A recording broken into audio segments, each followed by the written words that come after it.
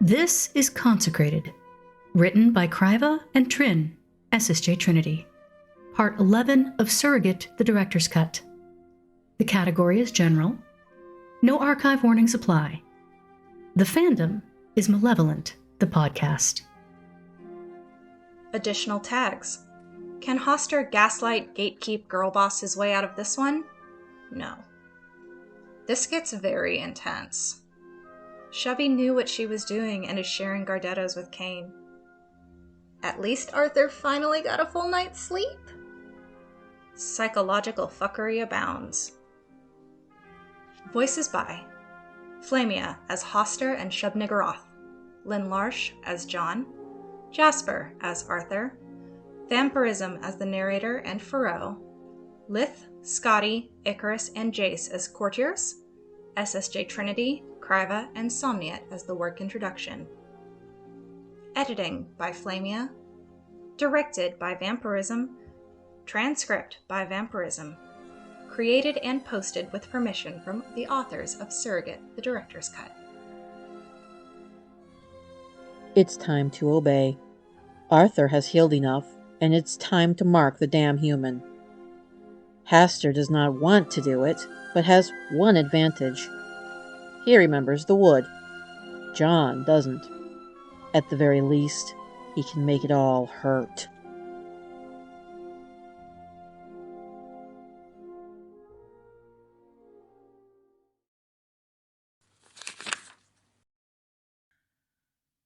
There was no crackle of magic or slamming of doors. There was only a change in pressure as the King in Yellow arrived like a thunderstorm rolling over a city and drenching it in icy rains. John had time to think, he was right, this is weird, before Haster billowed into the room like a terrible omen.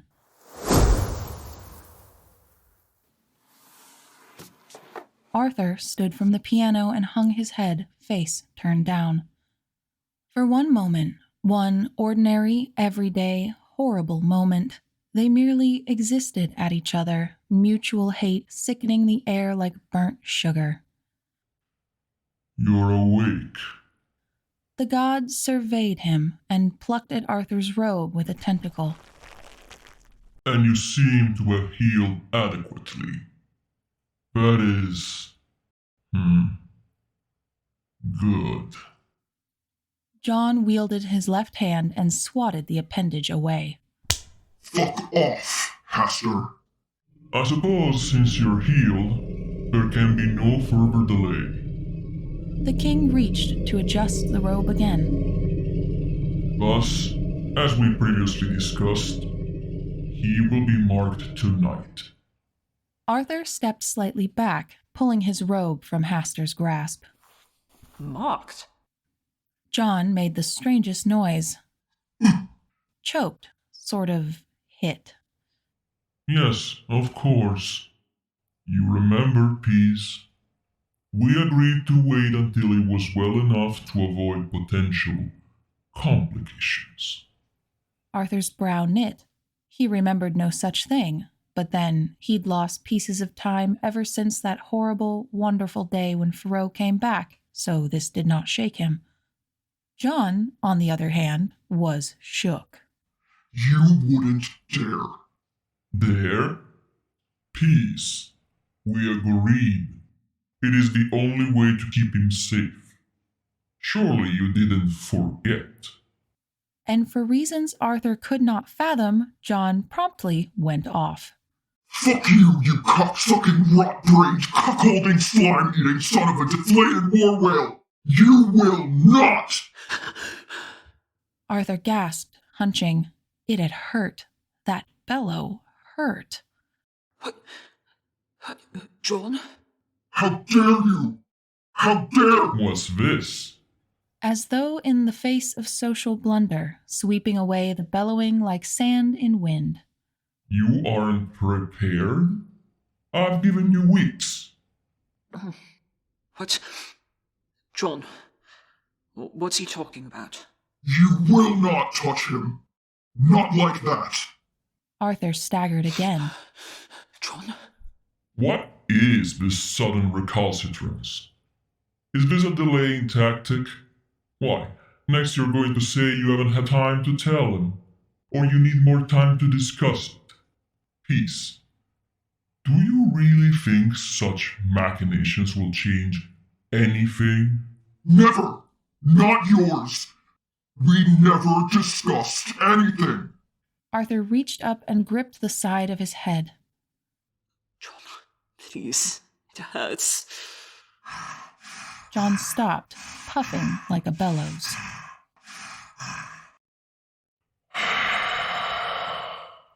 Hastur sighed, a long, suffering, and poisonously condescending sound, and began to pace.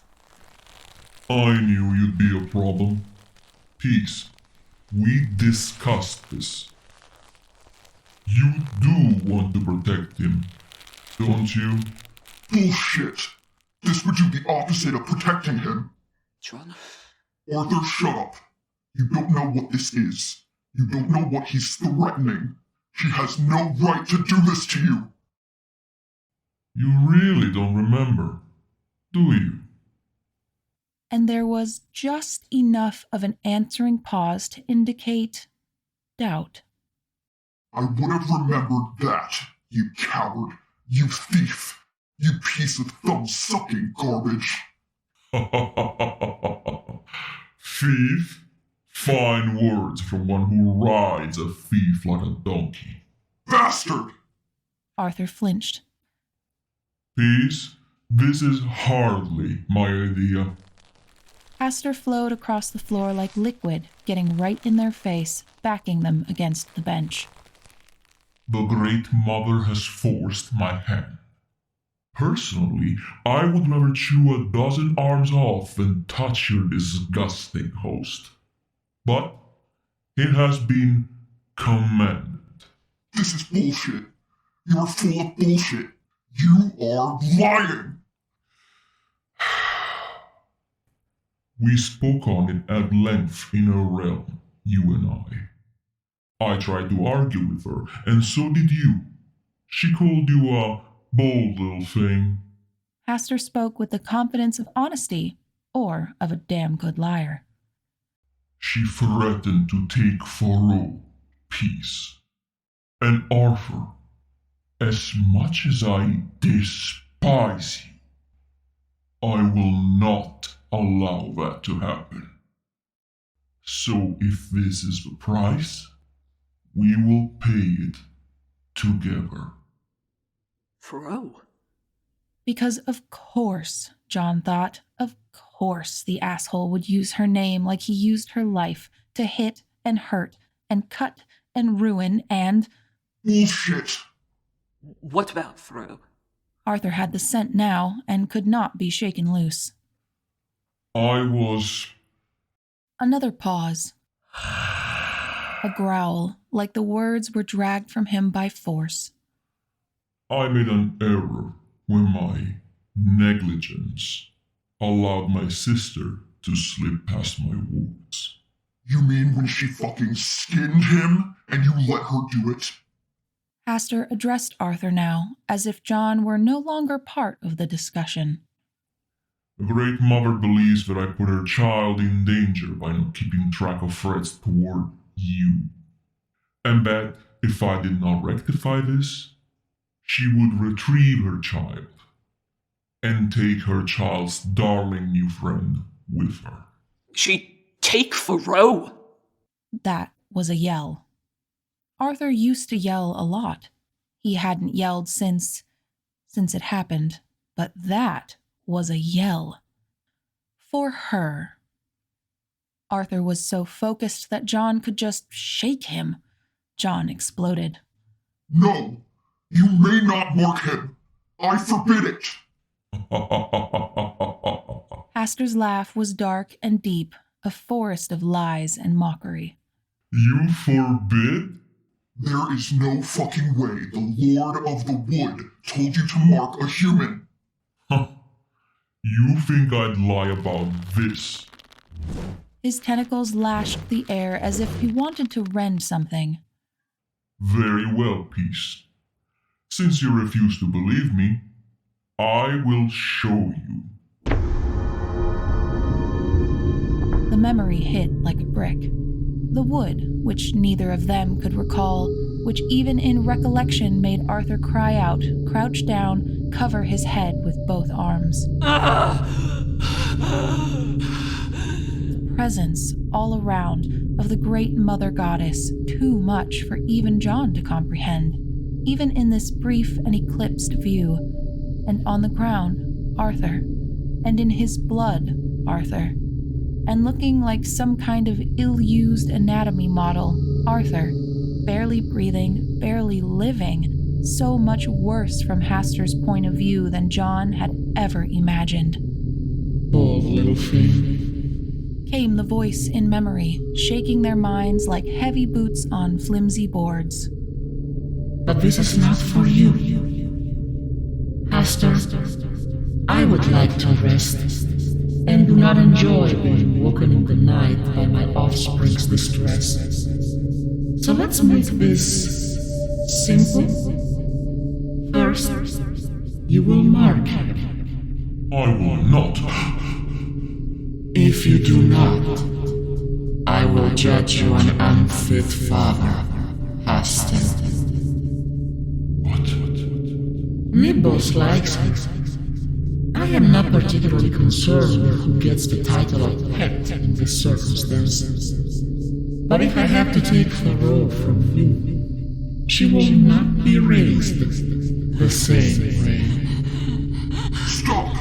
Stop! It was killing them. The voice was killing them. It stopped. I could continue, of course. Haster paced again like a patient teacher.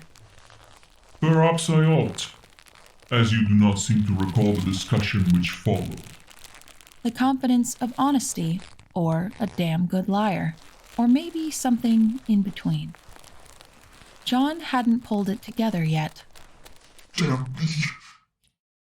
Damn the... No. No. Haster, no. There's another way. No. Do it. Fucking hell, Arthur, no! Shaking, panting, Arthur looked up. His nose bled. He wiped at it with his right hand, seeing nothing, speaking in Haster's general direction. Do it. No! I won't let her be taken, John. I won't allow that. Pet? Burrow? I don't care what it costs. It will cost you! Haster suddenly stiffened, She's back. and it was as though intermission fell, and behind the curtain they all scrambled for their new places, resetting props, adjusting costumes. Faro danced in, singing a song of her own creation, horrible goat god kid right on her heels. And as she handed them flowers and told them the story she made up to go with each, fairly nonsensical, but she told them with passion, the welling grief and rage and smugness seemed to thicken the air until Arthur's breath grew ragged. Good night, sweetheart. Good night, Uncle Arthur, Mr. John. Good night, Daddy. I love you. And Haster got a hug. She skipped off, telling her goat the same stories she'd told them, and they waited until her door closed before returning to the issue at hand. Don't. Now, peace. Haster knew he'd won. Why would it cost him? It won't. He will be safer. You two could continue your ridiculous nighttime meanderings without fear. You could leave a palace and collect my daughter's favorite flowers, all without concern. My mark will protect him. You know this. And John wailed. He could not know it was the same sound Haster had made that night in the wood, made upon the threat that Faro would be taken. John! We can't do this. Will it remove you? Why don't you tell him what it will do, Peace? You have 3 hours to prepare yourselves in whatever way you see fit. I will have your outfit brought. Tonight, composer and peace. Tonight, this will be settled, and the mother goddess appeased. And he left in a cloud of cruelty while John's metaphorical breath hitched and chugged, and Arthur sat back on his bench, aching and confused. John? It marks you. I sort of assumed that. What with it being called marking. I don't understand. Why does this matter? Because it's permanent. Your soul will retain his fucking brand, even after death. I can't...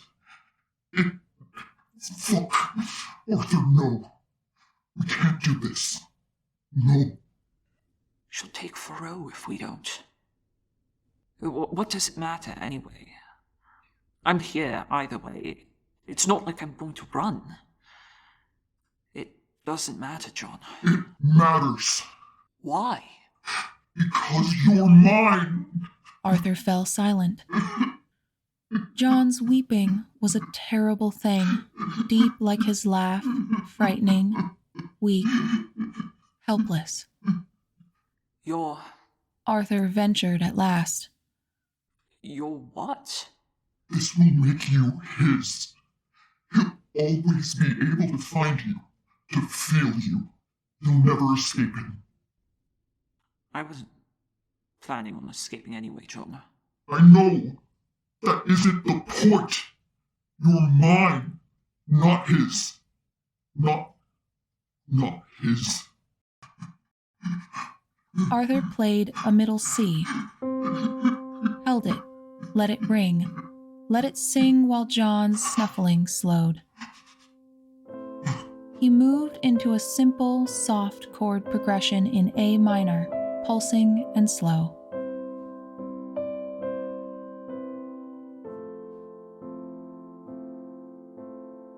And the dead leaves lie huddled and still, no longer blown hither and thither. The last lone aster is gone. The flowers of the witch hazel wither. The heart is still aching to seek. The feet question whither. Ah, when to the heart of man was it ever less than a treason?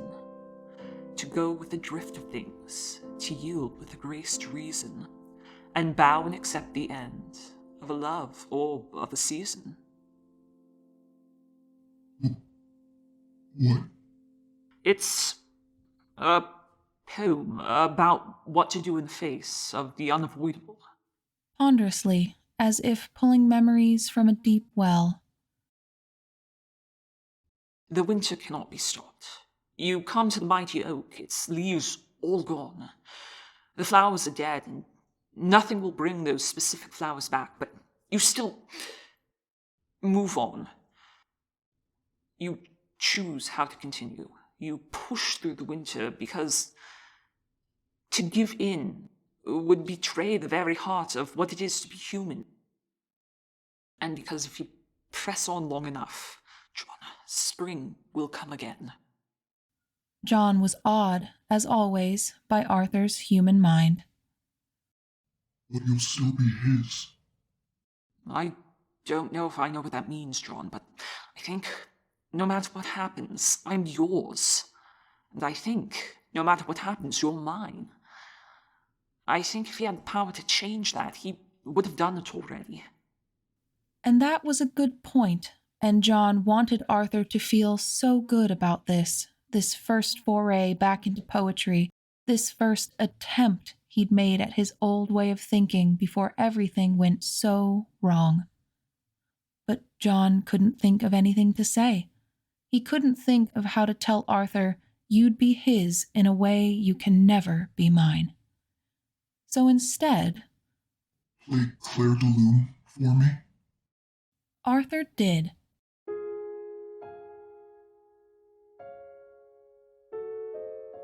And then Schumann's Traumae after that,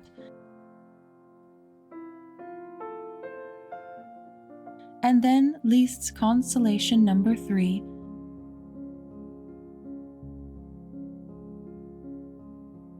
and then the dancers arrived, and it was time to get dressed for the last night John would ever have Arthur to himself. It wasn't the same as his court composer outfit. This one was light. The shirt was open at the throat and secured only by the wide, silky sash, which captured it in a V at his waist.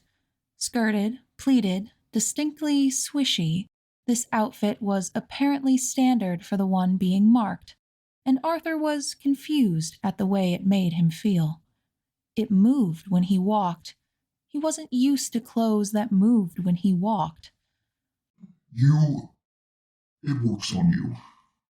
It's just white and red, all of it. The white top and bottom will be stained with your blood, which the sash symbolizes for now. My blood? Fuck. Faro won't see this, will she? Always Faro. Always fucking Faro. I don't know, Arthur. That's his problem. Arthur spun, puzzled. It felt nice, if weirdly exposed, which it wasn't, because the damn thing brushed the tops of his feet. He had not been given shoes, and the flaring, fraying edges of material tickled his toes. How am I going to bleed? What's he going to do, bite me? No.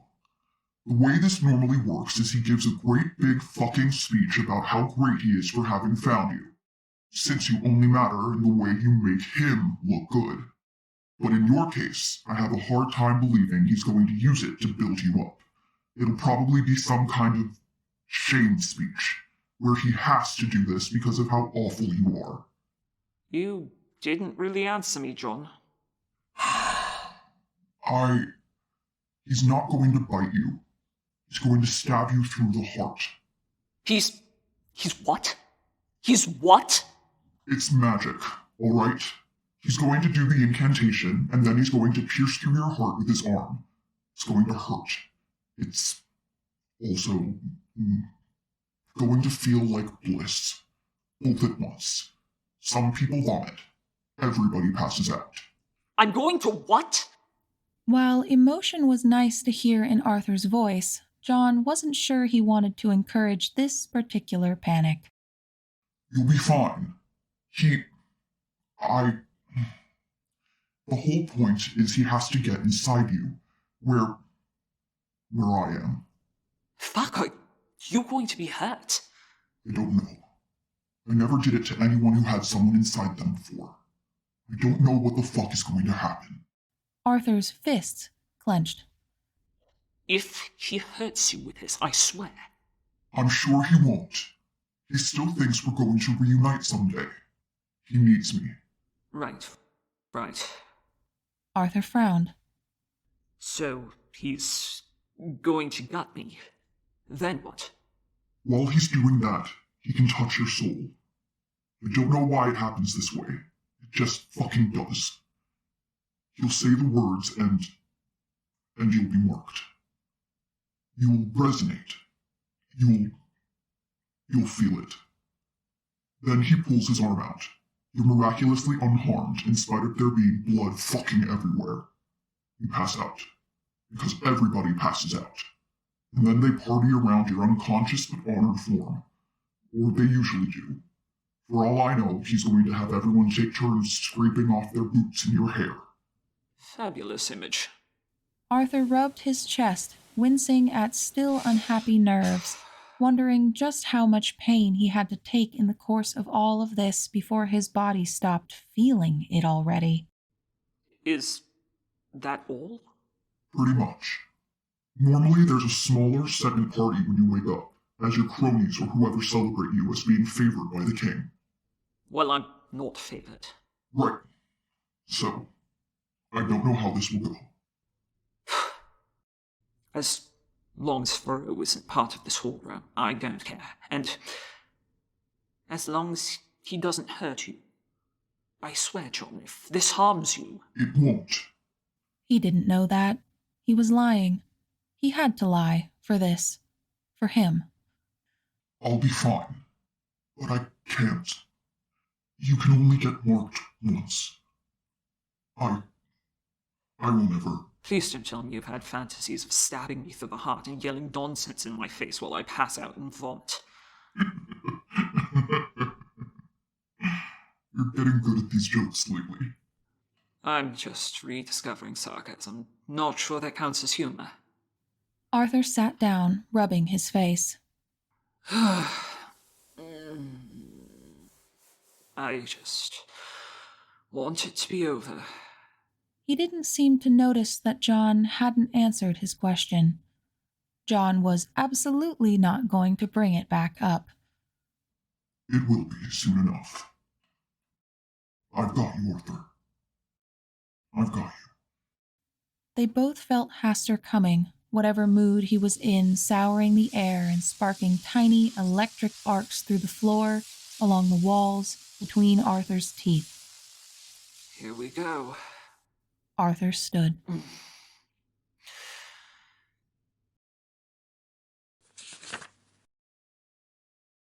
Hastur definitely had not planned this like an ordinary marking ceremony. It wasn't in the usual room, the cathedral, with central altar high above the spiraling seats, with stalactites and stalagmites painted and glowing simply for aesthetics and awe. Neither was it in the great field, a mysterious place where the soil hummed with power, where anything that grew did so with so much magic that it, alone, could fund a kingdom, and which Hastur had fought quite hard to own and punish trespassers with fire and pain. This was just a room. A large room. Hastur had to be comfortable, of course, as did several of his larger sycophants, so it was high-ceilinged, politely whitewashed, with mullioned windows along one wall looking down upon a plain granite floor. It was a classroom, for those rare seasons when Hastur's people produced offspring that actually grew. Right now, it was unused, and he had not bothered to have his servants clean the cobwebs from the corners. The student area was packed with important people who were, in a word, unused to being packed anywhere, especially into seats with attached desks, clearly not designed for adult creatures. Sconces filled the room with a clean white light, dull and academic. The seats creaked, the beings murmured.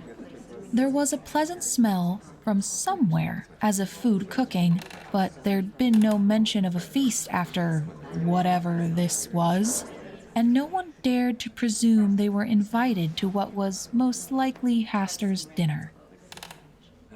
The whole thing was weird.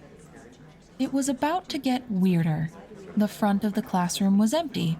Then it was not. There was no procession of dancers, no servants swirling in half-naked, tossing flower petals hither and thither and yon. There was simply Hastur, with such suddenness that the air he displaced blasted back fur and ruffled clothes.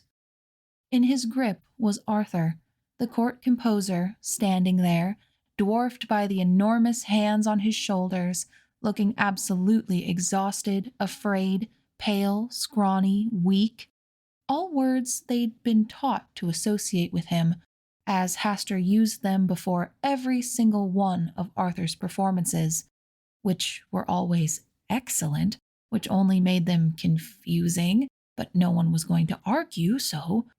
It's come to my attention that some of you have not, in fact, paid attention. Hastur abandoned Arthur to walk slowly back and forth before the child chairs, and though he didn't actually reach out to touch anyone, his power buffeted, keeping fur back and capes slightly billowed. Arthur shifted his weight, looked at nothing, he never looked at anything, and gripped his right hand with his left. This foul piece of flesh is my court composer. His name, when I care to use it, is Arthur. Hastur reached the other side of the classroom, turned, and reversed his menacing stroll. He belongs to me. I have chosen him. The reason perhaps does not matter now, though it was hardly for any praiseworthy thing he did. That wasn't funny, but he got a few toadying laughs. It was to my surprise that he had any talent, nay, even one that could bless my court with a thing of need, music. And it is true, I will grant that. My jubilees are beautiful things, almost fitting accompaniment to the glory of my kingdom. The weird spirit thing in Arthur made a very quiet snore. That had to be an accident. Nobody knew what that thing was anyway. Heavily warded, hidden from sight, it evidently spoke to Arthur. Everyone had heard him talking to it, but Hastur never mentioned it at all, so it must be beneath notice, and surely it wouldn't have actually made a rude noise. Arthur's lips twitched. Hastur went still only for a moment, then resumed his terrible gallows walk.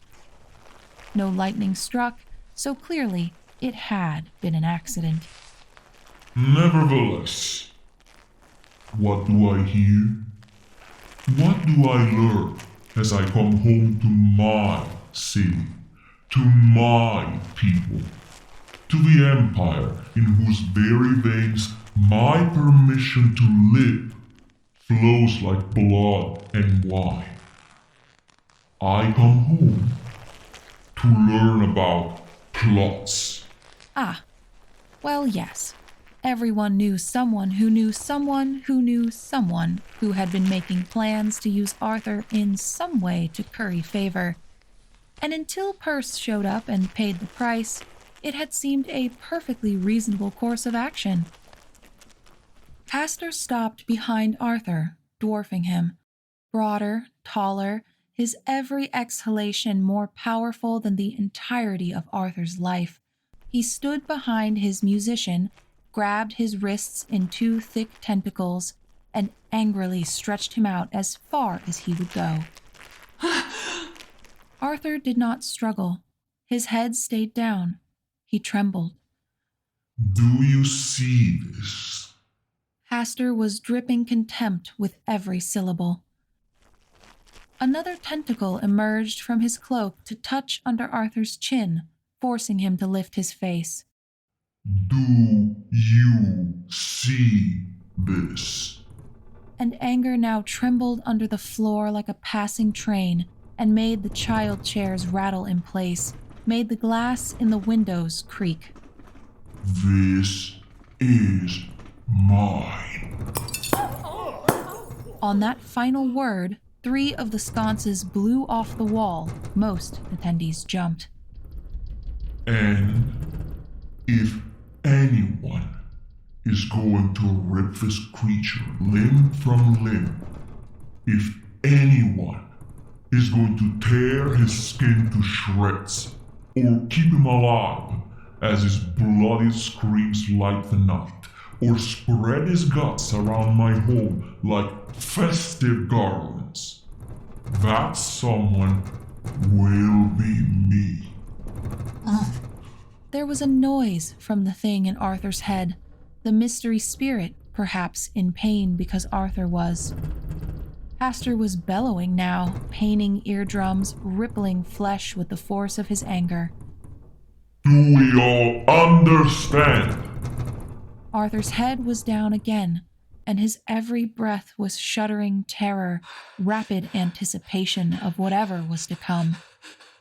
And no one expected what was to come, even with that outfit, because it was obvious Hastur hated this guy, and the last thing anyone would want to do with someone they hated was... Hastur turned Arthur to face him, gripped his neck to stretch his head and arch his back, and plunged a tentacle right into his chest.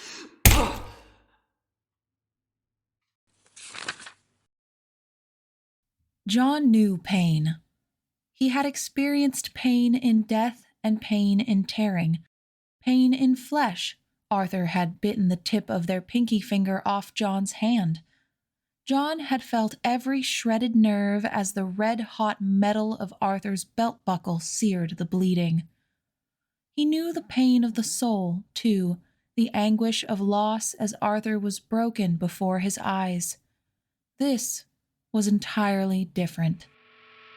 This was every sensation coming to screaming life and crackling through him like lightning, every sensation fighting for dominance as he was pinned like an insect being mounted for display. And in that moment of the perfect agony he and Arthur shared, John pinpointed that tangled weave where he and Arthur blurred together inside him. Something wasn't right. Vaguely, he could hear Hastur bellow, the words becoming meaning in the space they shared. I command you. Yes. I take your name. Yes. I burn myself into your soul. He thought, for a brief moment, of how lovely a sound Arthur's name was. And John reacted, screaming from effort, singing words he did not know he still knew, rippling with meaning and intent and power, resonating with Hastur, all that John was and all that he would someday be, and sharing this terrible, violational spell. But John made it beautiful.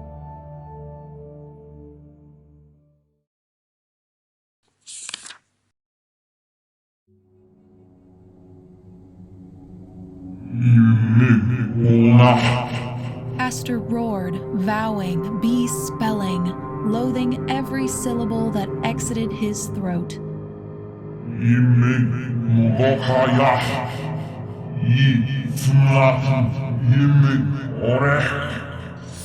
And Arthur's soul, that hideous substance, did what it was supposed to do, and began to conform to Hastur's intrusion. But something wasn't right.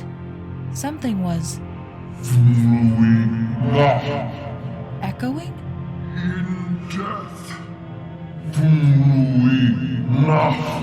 Reflecting?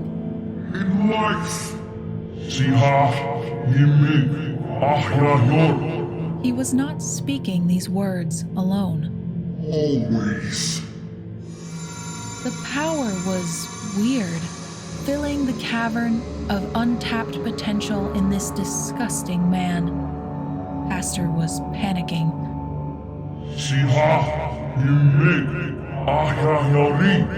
3 times. He had to say it 3 times. Always you are. Hastur felt. Hastur was afraid. Hastur was. John was.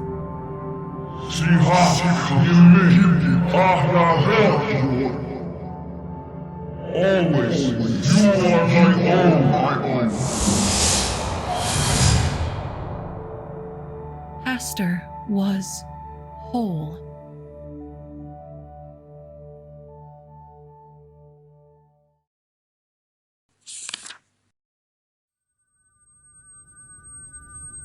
John was whole.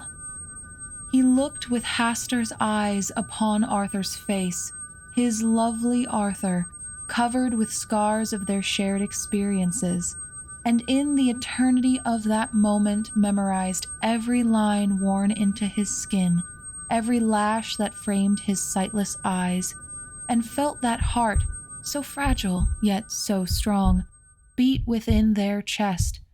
He wanted to tell him everything. Instead, he spoke, voice low and heavy with so many unsaid words. Mine. And John fell back into Arthur's head, spinning as if to never find ground.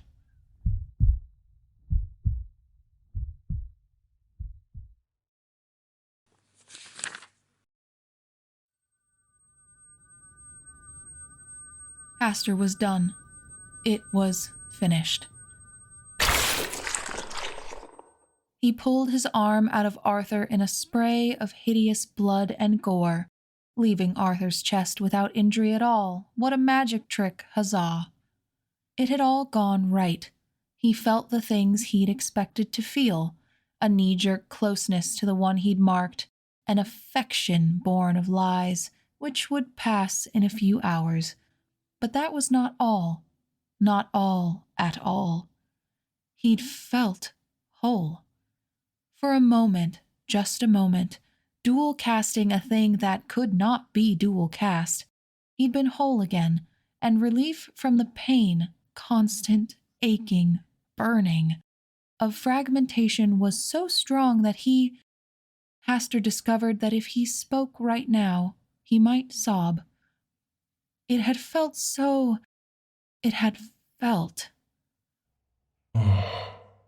He made a noise, one low, small one, fighting the urge to wrap Arthur up in his limbs like Pharaoh, fighting the urge to squeeze him like jelly in desperation to get John back, fighting all the urges because none of them were sane, and he'd known they wouldn't be, and that was fine, this was fine, it would all be okay.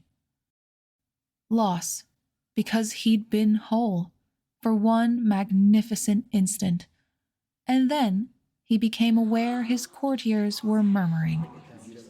How did he? He must have really meant those warnings. I didn't know he could. Why didn't he do that then to someone he liked?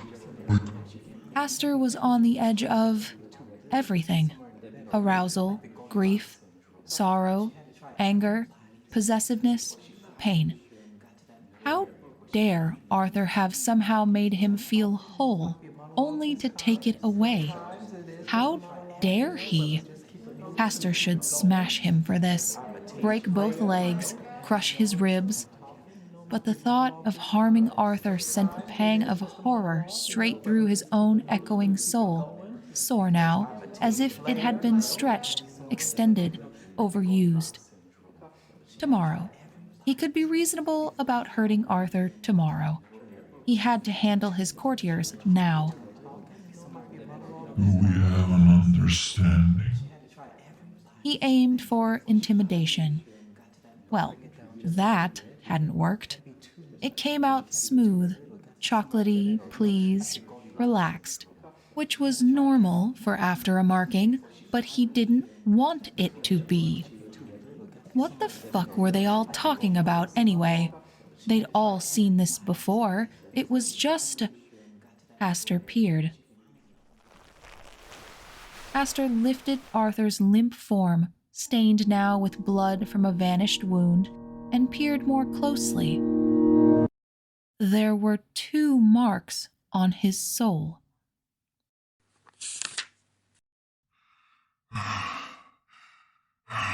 John did not have lungs to be panting like this, but he was doing it anyway. He also did not have eyes, but he knew what burned before him, brilliant orange like filaments in an overheated bulb. Hastur's mark, yes, but no, this was the King in Yellow's mark. And John recalled his own words, long ago, still true. I am the King in Yellow. Two marks, identical, just slightly offset so as to be discreet. This was not a possible thing. This could not happen. This had never happened in the history of anything. He'd been whole. That was John's mark on there. Arthur had not been taken from him. He had been whole. John had marked Arthur, somehow, at the same time as Hastur. Maybe how didn't matter. Maybe it was a gift. Maybe Shub-Niggurath had... No, this was not anyone's gift but his own.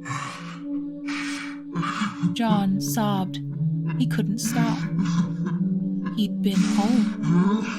Arthur was his, for true, for life, even after death. He'd felt, he'd been whole, and he would never lose him now. Not even the dark world could prevent John from finding him. It was a gift.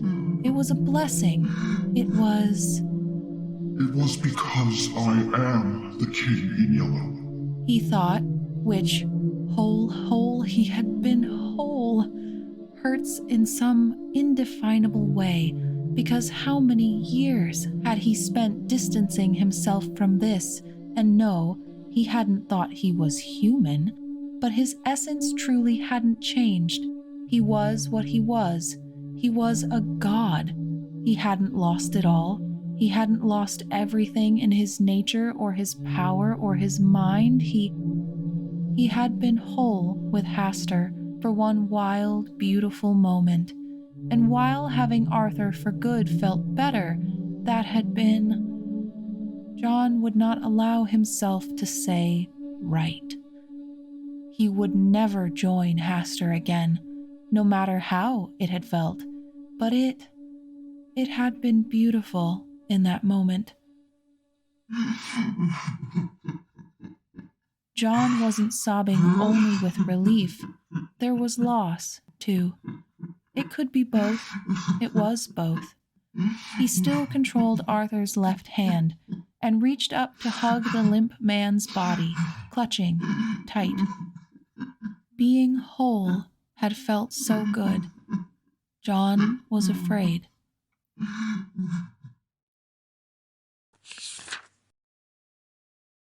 Arthur Lester had a very different experience from the gods in the room. He was used to Hastur's nonsense by now. That did not, of course, mean it didn't still hurt. He'd never minded being looked at. Musicians required an audience, and being a PI meant getting talked to and stared at and perused all the time. He hated the humiliation, hated the insults, the constant barrage of worthless and gross and viscerally disgusting. Hated that Hastur's lickspittles accepted it without question, adopting his attitude to the point that they never even knew what to do when he gave them beautiful sounds. And he did give them beautiful sounds, damn it. His music was flowing better than it ever had in his life, and he didn't know why. Maybe because he had so little ego left to get in the way. Maybe that was the key to art, after all.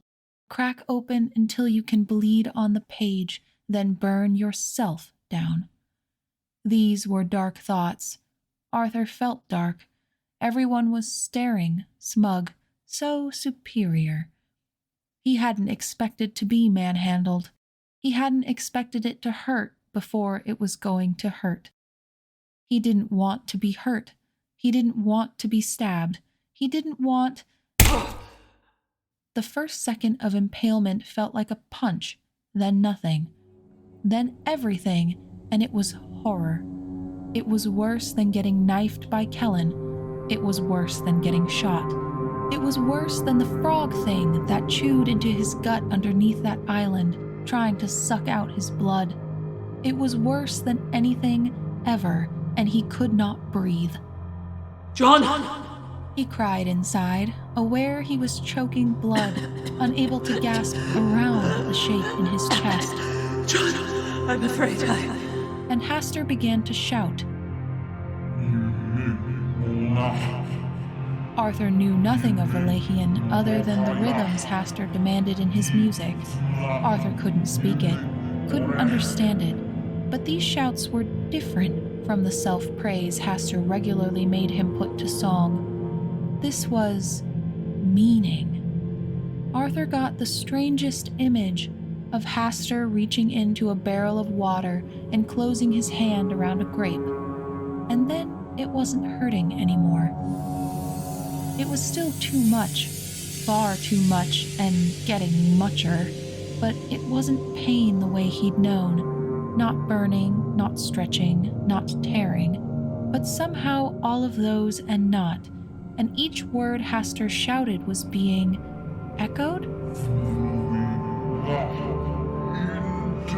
In John was shouting too.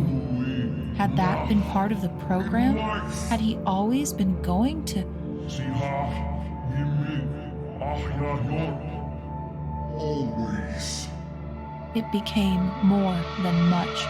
It became muchest, and then it got even worse. Filled his veins and jangled his nerves, sizzling every branch of every biological system in his body, but only on the way to something else, because this was touching a part of him he'd spent most of his life believing didn't even exist. Pastor was there too, yes. John was there, yes. It was still getting mucher, too much, over the top. Overstimulation. He thought, dredging the word from some crooked case file, but that was all he could do. It felt like there was a fist in his mind, expanding, maybe damaging, maybe crushing, maybe...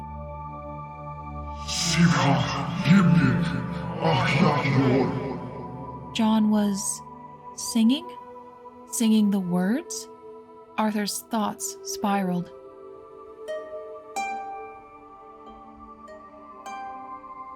Oh, of course, his soul was a harp string, and they both plucked a tune. That made sense, and he visualized that. The vibrations too fast to see, the resonance tickling strings nearby to create overtones and harmony, Something was happening. It was sight. He would never have sight. It was better than sight. John. Behind John, Hastur, like a ballooned-up version of his friend, his person, his... John. And then Hastur, and they were the same being, the same thing, or kind of thing, or... John. Hastur didn't matter. Hastur was inside. Hastur didn't matter. John. It wasn't sight, but it was. John, golden, all ablaze, a smile of terrifying heat turned upon him as he sang the terrible words. Forever and my own slipped through, and Arthur wasn't sure if he'd made that up or not. Sight that made John blaze like the sun and dimmed all the rest, and Hastur was there too, and Arthur raised his face toward that sun like a flower come to bloom. It wasn't hurting, it was hurting. It was the worst pain he'd ever felt in his life. It was the best pain, the best thing, the most marvelous too much, and he wanted to scream all the way through until it killed him dead with the ecstasy and agony of vibrating strings. He caught a thought that he was lit up like a filament in a light bulb, which wasn't his thought, but John's, and wasn't that wonderful? Mine, they said. They promised, they sang, and he heard them. John! Arthur crested that hill, fell over the edge, tipped backward and upside down, and fell into the sky toward John. And Hastur was there too. And then, in mercy, he finally passed out.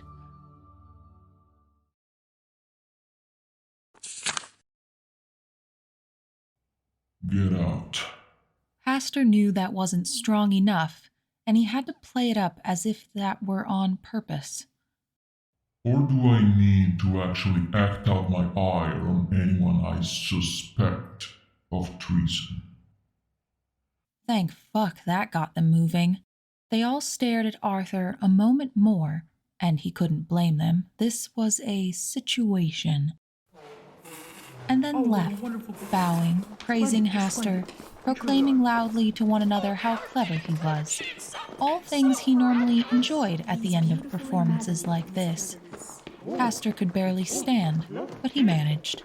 Willpower and thousands of years of practice, wielded like a pro, kept him upright.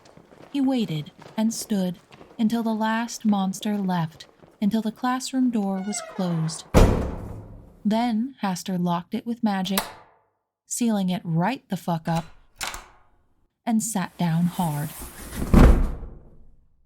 He'd picked Arthur up at some point, hadn't remembered doing that, didn't really want to keep holding the man, but fuck.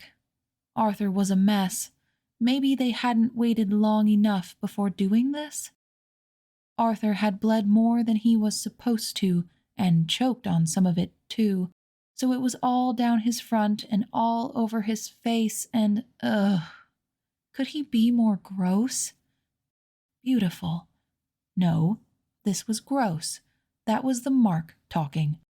Hastur knew how to mitigate that until those feelings went away. He had bigger fish to fry. John was crying? Son of a bitch. What did you do? Now that was a snarl. John stopped his bullshit long enough to reply. He's mine. You can't take him from me now. I asked you a question, Peace. What did you do? Fuck if I know. Aren't you the god of this place? You tell me. John hissed like a lizard. Neither of those sounds were meant. I miss you, is what Hastur would say if he were some weak, pathetic thing, mortal or young, or in any way silly and vulnerable and stupid. Happily, the Peace was just as proud, and so there would be no— Fuck. I miss you. Alright. I miss you. I felt it too. Fuck you. Go to hell. I miss you. But I'm never coming back. He wasn't supposed to say it. Peace? I felt it. That's all. I'm saying it so you don't have to, you arrogant chunk of a worm's backside. Hastur sighed and rubbed his forehead. Peace. This is not— He's mine anyway. Mine. Pretty sure my mark is under yours. Closer to him. To his— What was I saying? And it occurred to Hastur right about then that all the power had been enough to knock him on his ass. And the Peace was, less than that. Well, you are magic drunk. I wonder what we should do with you in this state. Nothing.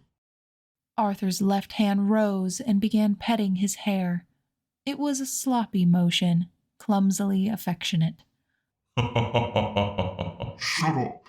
Mine. I should really take advantage of this. Hastur had not put Arthur down, but it meant nothing. It was just the damned mark doing its thing, and it would bloody well pass. No, you should go away and let me take advantage of him. See what I made a dirty joke. Arthur could put it in a song and make everybody happy. Hastur stared. What are you talking about? Let me take advantage of him. I'm so funny. Right. We are finished here. The mother will be satisfied. Her damn goat baby can see this and verify I did my duty. We're done. I'll do her duty. That made no sense, Peace. I know. Wait. What? Hastur stood, wobbled, and to wobble with as many tentacles as he had for balance was a feat. Whatever this was, it had departed from marking into new and strange territory. He'd have to study it. There could be new magic here, something more he could utilize to... He had no idea what he'd do with magic like this. It didn't seem to have a purpose. It was just an accident. Poor baby Arthur. John pushed one finger into his soft cheek. Too skinny. Must feed. John, you're embarrassing yourself. You're embarrassing yourself. Right. Deeply grateful he could use portals and did not have to walk through the halls in this condition, Hastur stepped through to Arthur's room. It was blessedly cool in there, a breeze from the window licking the sweat from Arthur's skin, the sheen from Hastur's hide. He stood in front of the balcony, waiting for sanity to return along with regulated temperature. By rights, he should drop Arthur onto the floor and leave. Hey, do you think if we got a pony and we fell down, you'd feel the bruise? What? What are you... You're still inebriated? Maybe? I don't know. Hastur wanted to hold Arthur. Hastur wanted to take care of Arthur. Hastur wanted to clean him up and tuck him into bed and make him eat some porridge or whatever he was supposed to be eating and stay there and be there when he woke. Right. None of that. He'd be sane by morning. The euphoria wasn't enough to erase the ache anyway. He'd been whole. Hastur walked out onto Arthur's balcony and stared down at the garden. He was right. It did have less color than it had when he was whole. He was right. It did smell less lovely than it had when he was whole. He had been right. Right to tear through the worlds trying to find a solution. Right to torture beings who kept potential leads from him. Right to do everything in his power to force the peace out of fucking Arthur Lester and back into him. He'd been right. And in the midst of all this mayhem, he'd forgotten that was the entire reason any of this was happening at all. Tomorrow, peace. Tomorrow, we need to talk. You need to talk. Yes, That didn't even make any sense. You don't make any sense. Good luck cleaning him up in the morning. I'm sure he'll thank you for waking up in this mess. Such a mess. Bodily fluids everywhere, just... ugh. You're what? Oh, hi. Like he'd forgotten Hastur was there. Hey, put us in the bath. He will drown because he's unconscious and you are an idiot. No, he won't. I've got him. I'm sure. While that would be a deeply amusing way to solve my conundrum, I can't risk it. Thoreau... Don't you fucking use that name right now. Hastur rubbed his forehead again. She isn't your enemy. Like hell. She hurt him. She could hurt him again. She's healing him, you moron. For whatever reason, that landed. John went quiet. Arthur's breathing was deep and steady. You really want him in the bath? Yes. Fine. On your head be it. Hardly my fault if you murder your idiot mule. But he was more gentle than he'd admit as he carried Arthur in there and ran the water. The affection would pass. The grief would not. The fondness would pass. The pain would not. He'd lost sight, in the middle of everything, of what mattered. Though he didn't regret Thoreau. He would never regret her. By the gods, by the time he was done, she would make every other goddess in all the worlds jealous. But he had lost sight of his purpose. He peered down. Arthur looked good, happy. He'd lost that pinched expression that twisted his face, even when sleeping. Blood was still everywhere, though. Good luck with this mess. Oh, he'll wake up soon. I need him to play for me. Play those happy drunk songs. Hastur had no idea what he was talking about. John, he's just been marked. He's going to sleep for a day and a half, probably. Oh. John's left arm splashed the water, petulant. You don't even... Oh, what happened? Haster jumped. Arthur! Arthur! Arthur! Arthur! Hey! Arthur! Arthur! Arthur! Then he fell asleep again. That should not have happened. But he'd done that in the wood, too, hadn't he? Woken up when the Great Mother herself had put him under. He had. What the fuck are you? Haster wondered, finally fucking admitted out loud.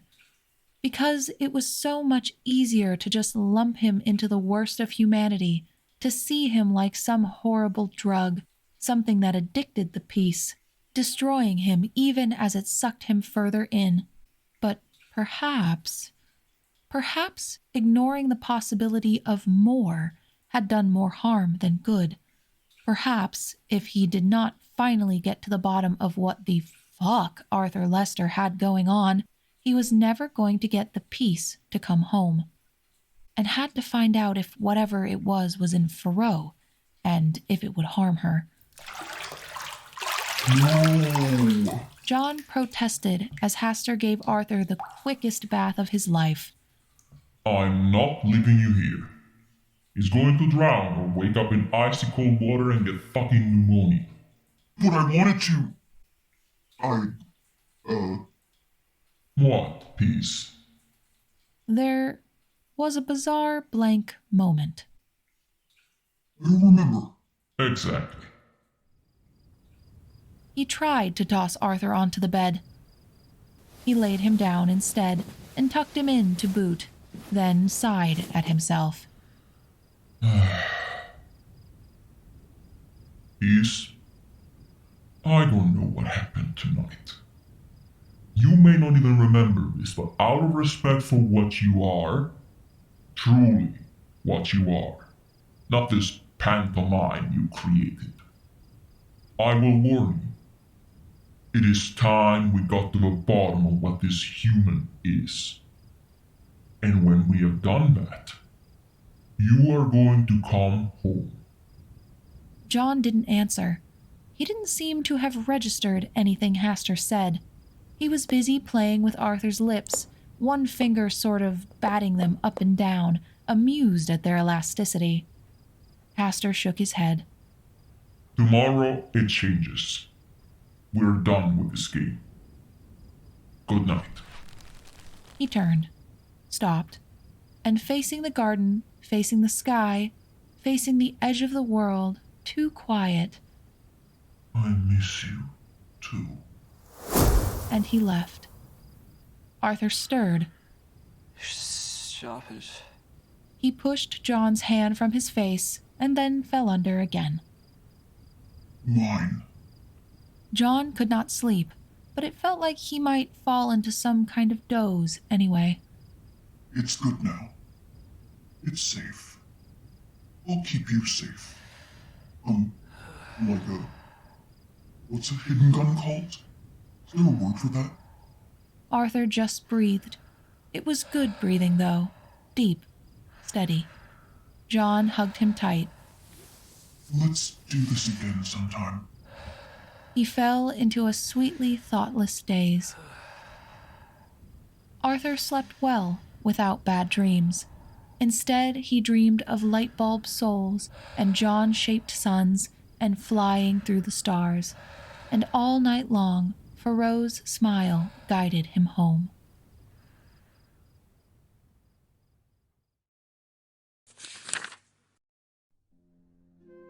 If you enjoyed this production of Surrogate, the Director's Cut, please read the original written work on AO3, where it is still actively updating as of May 2024. A link is in the work notes, where you can also find the social medias of all the production cast.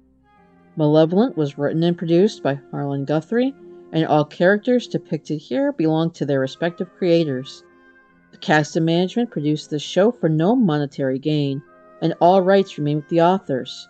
Any sound effects or music used in this production were obtained legally or are created by the production cast. Please let us know your thoughts, and as Kane would say, stay tuned for the next episode!